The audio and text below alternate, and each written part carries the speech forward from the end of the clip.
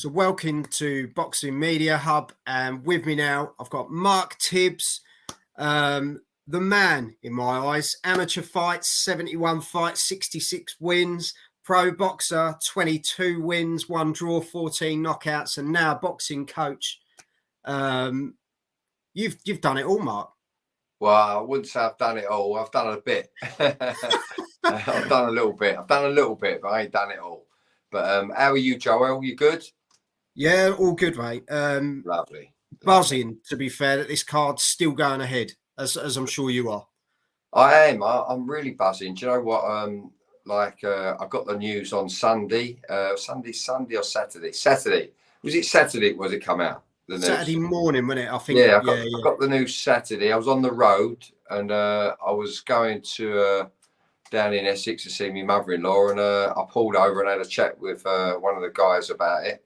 It was shocking. It was. I was really, really surprised, but I don't know why.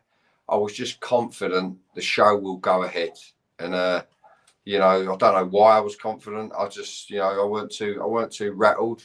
I just fancied Matchroom would find a solution, and thank God they did. Yeah. Who was kind of the guy that you thought would fill the void? Was it Helenius originally, or did you kind of think of someone else moving up the card? Or do you know what? I got to be honest with you. I will be straight with you here. Although I was, we all wanted to go ahead the card. Everyone involved in the show, because of how hard everyone's worked on it for so many weeks. But I didn't give a monkey's who AJ thought, to tell the truth. He's in his hands of his promoter and management, and they know what plans they want for him. So, but I think the Helenius fight is a really, really, it's a really good match, because Helenius, look, I know Wilder knocked him out, but he took it to Wilder, and Wilder steps back, bomb, and let his backhand go. But that's what he does. So, but you've got to be a big man and a bullish man to push Wilder on the back foot without taking anything yourself, because of his knockout power. But when I was with Dillian White, we boxed Helenius, and he ran for 12 rounds. So he went on the back foot with us. But he can box, Helenius, and I do like that fight. I got to say, I do like that fight with AJ, and he's fit, he's ready. Apparently, he's just boxed not too long ago, days ago, I believe. Yeah, I think it was the 5th of August or something like that. It was. Yeah. So there'd be no excuses about him not being ready, for sure. And I think that's a really wise move by AJ and his team, and considering they're looking at the fight in December. Yeah. Yeah, no, definitely. Do you think he needs the stoppage, Mark? Well, he's got the power. Definitely, and he should be able to, as long as he lets his hands go at the right time, he should be able to put him away. But listen, Helenius can box. He knows how to move, and he can punch a little bit. But he knows how to box. He's been around for a little while, Helenius. He's been around. Yeah, good fight. Right. Good fight for AJ. Not that we're fussed too much about that fight. We're not here to talk about him, are we? We want to have a chat about good old Johnny Fisher. Yeah. The people's champ, as it were. He's really sort of shot up, very popular, sells the tickets. But I have to say, with each fight, Mark, he's been more impressive. He's boxed more behind the jab, better footwork. Everyone's kind of moved on from that. He's just going to take him out. People are saying, yeah, it's good he's getting some rounds. It's good he's doing this. It's good he's doing that. So positive for Johnny, and a good test for him in Harry Armstrong. It's probably will be his toughest test to date, for sure, because of the size of Armstrong, and he's very experienced around the circuit, around the heavyweight scene in the gyms around London and beyond. And he's very experienced, and But yeah, it's going to be a good test for Johnny. Listen, Johnny in the past, I've said it before and I'll say it again. Although he has been raw, he's learned his craft very, very well. We've been around the gyms ourselves and sparred with, really seasoned professionals. And Johnny's been to Vegas himself and sparred with some seasoned Americans. But Saturday night will be a big test for Johnny. How he handles the pressure and how he approaches a 10-round fight, because Harry will be there for sure. He will be there. Yeah, but no, we're ready, and we're prepared well, and Johnny's ready for sure. And looking forward to it. Can't wait. Yeah, as I say, southern area on the line.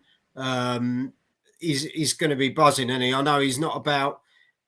He never sort of said, "Oh yeah, I'm just out to get the titles. I'm out to improve. I'm out to get myself in the right position at the right time." I believe in Mark Tibbs. He's always, he's such a grounded young man, isn't he? And for this opportunity to come up now, I think it's great to see this title get in the TV time as well, in my opinion, because these are the titles that people tend to sort of go, oh yeah, I really want a British, I really want, all the sort of intercontinentals and these sort of things. But these are the titles where we see the real dogfights, in my opinion, and the English titles, and that's the route he's going down, isn't it? Yeah, well, listen. He hasn't got a wealth of pedigree at all. He's just got a speck of pedigree regarding on the amateur scene. So going this route he will learn his craft on the journey, and he will get the experience that he needs to to look at them titles that you just mentioned, the Intercontinentals and the British titles, etc. So listen, small steps, but he's not messing about. He's 24 years of age now. He's done his little bit of what I call it, apprenticeship. He's done his little bit of apprenticeship so far, but he will, because of his brain, Johnny Fisher, and the way he is, like he loves to learn. He loves learning. It's not a chore for him, and it's not a chore for him. No, he's very open-minded, and but he weighs things up and works things out, and he knows what's what for him. He knows what's what for him, if you know what I'm saying. But Saturday night, it's got to all make sense, shot selection wise. I'm very confident in Fisher in doing what we've planned to do, and I believe he will do it and get the job done for sure. Yeah, definitely, and it's a good card as well, Mark. To be fair, I'm looking forward to quite a few. Obviously, Hrgović, McKean. It's nice to have those heavyweights on the undercard again, sort of thing. Having a good night heavyweights. Brilliant! It's a brilliant. It's a good. I've only seen Hrgović. I've heard of Hrgović a bit. I've been on the same. I was out in Austria not too long ago with my light heavyweight, stroke cruiserweight now, John Hedges. John. John. We had a bout out there, and Hrgović, I'm pretty sure he was topping the bill out there, and but. Do you know what? When I focus on the job in hand and my fighters, I'm not too sure who's on the card. Only Anthony Joshua and Dillian White was. But talking about Tony Sims's heavyweight, the southpaw, Dempsey McKean. I've had a couple of little looks at him because we've had southpaws ourselves, Johnny. And we was meant to. I tried to arrange a bit of sparring with him, but I think Dempsey was in Australia at the time, so it never come around. But listen, no, it's a great card. I've had a look. There's some good prospects on it, and like you say, the heavyweight fights. Derek Chisora's on it. Good old Dale. So he slipped in there. Old Derek gives the public what they want for sure. Definitely, he's very, very, very good value, Derek, for Chisora. Yeah. But moving on from this Saturday, obviously we've got Joel coming up, another fellow Joel. Bartell, and 2nd of September at York Hall. He's out again. He's looking very good, Mark. Not going to lie. No, he's a very, very talented, good fighter, Joel. Instinctively smart, cute, instinctively smart. You know, when people touch the right buttons with him, you know, he's a very reactive, very, very good counter puncher, very good to coach, and he can punch a bit with both hands as well. And he's only 21, but he's very mature for a 21-year-old. I love working with Joel. I like working with all my fighters, but you know, I'm excited about Joel because he's been nice and busy. He's under strike management. What's his name? Bloody hell. Oh, mate, who's his manager? I feel bad. Don't worry about his manager. Yeah. Anyway, I've known him for years, like since he was 17 years old. I can't think of his bloody name. Like you say, Mark, you got tunnel. You're ready for Saturday. Yeah. That's all you're focusing on. Yeah. Exactly. But Joel Bartell, he had a decent fight in his debut, and it was this guy he boxed. It was a journeyman, I must say, but he never gets stopped. And Joel done the business and stopped him, punched a hole through him with all respect. And he boxed another guy that had a great record. It was a 50-50 fight. I can't think of his name either, but you know, he done a very, very good job, and he got the stoppage as well.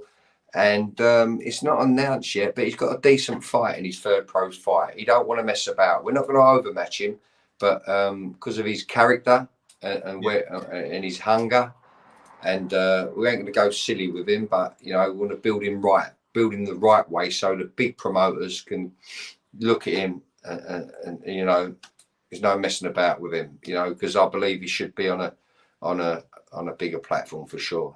Joel Bartell, yeah. Definitely. It's time to come. I think it will, no doubt at all. And I think under your guidance, and a lot of people who agree this, Mark, you're one of the best out there. And that's not just Joel, Richard Maynard. He's Joel Bartell's mate. I can see the cock turning, Mark. Yeah. Richard Maynard. I've known him for years, but Richard's his manager, and you know, we work together with Joel, and he's getting in the right fights. Yeah, I like it. Yeah. Definitely. So who else have we got to look forward to with your other fighters? Is there any other news coming up with them? Yeah, I've got Tommy Fletcher, big punching, southpaw, 6'7", cruiserweight. He's fighting on the undercard of the Joyce Zhang fight. Nice. 23rd, I think, September, 22nd or 23rd of September. He's just back fresh from Las Vegas, sparring with Joyce, and he's in the gym. I've seen him yesterday. I saw him yesterday. Didn't see him today. He's due in tomorrow, and I've got a schedule sorted out, one with Johnny in the hotel for him, and he'll be starting sparring next week for his fight. Yeah, but he's a very, very, very talented fighter from Norfolk. They call him the Norfolk Nightmare, Tommy Fletcher. Puncher with both hands, either hand. You've got quite a stable, Mark. You've got quite a stable now, haven't you? He's Joel. Tommy's like, he's smart, he's cute. He's only 21 himself as well. But let me tell you something. Richard Riakapor is a 30-year-old man. I trained him when he was about 27. We had some good wins, Richard. I believe he took everyone out in the UK that was up the top then, including Chris Billam-Smith, who's now world champion. But he was a phenomenal puncher, Richard, or is a phenomenal puncher. But he was 30 years old. But Tommy Fletcher punches as hard, if not a little bit harder. And he's only 21. Do you get where I'm going with this? Yeah. And including Dillian White and all, being the heavyweight he was a powerful man. But Tommy Fletcher, I don't know what it is about him. I can't explain it. You have to feel him. You have to feel that punch power on him. He's absolutely. They don't call him the Norfolk Nightmare for nothing. Man can punch, and he's built like that. He's slender. He's got, you know, he's boxing well as well now. He's doing well. And you know what? I'm really proud of him because he just went out to Las Vegas and spent a bit of time out there. S-Jam, his management, sent him out there for a couple of weeks. Good bit of experience for him. And I had him back yesterday in the gym, and I thought, right, see where he's at. You know what I mean? Because I like to see where they're at, strength-wise, boxing-wise, and everything. And Joe, what? He was only away for a couple of weeks. It felt like a month. I feel like he's been away for ages, but it's only been 2 weeks. He tells me, but I don't even keep an eye on the diary. But he tells me it's 2 weeks. It feels like a month. But anyway, he's in a good place, and I felt him yesterday, and he's really, really, really on song. But we've got to start sparring with him mid next week. Yeah. Well, who else honestly, we got? Johnny Hedges. Johnny Hedges. He's moving up the cruiser. He's I understand his management S-Jammer told me that he'd be fighting for a title before Christmas. So he's just had a hand operation, and it's been successful. Mike Hayton from Manchester done his hand and corrected the problem. He's been in the gym. He's working with Sonny Cannon, our strength and conditioner that works with us down at the Origin Gym, doing a great job with him. And I'm due to start punching with him after Johnny's fight. We're going to have a week off and get back in the gym, and he's going to start to punch with his new hand. Yeah. Honestly, the collection of fighters you've got down there, Mark, you must be so chuffed with how all these lads and these ladies are doing, because they're just incredible, aren't they? They're all different stages of their careers, but at the same time, I can see your face light up when you talk about each of your fighters. Yeah, lovely, Joel. Yeah, no, what it is, they're like, they've been in the gym a while now, and they was young, inexperienced professionals, yeah. But and in a flick of a switch, a year goes by, 2 years go by, and you can see them hardening them up over the time. You can see them seasoning up. You know what I mean? And then you see their confidence is coming through, and not too long, without rushing them. We work as a team with the management and their promoters, and they're gonna reap the rewards of their fruits by working diligently and disciplined, and all of that. All they've got to do is keep their feet on the ground and keep chipping away, and they will make something of themselves. Yeah.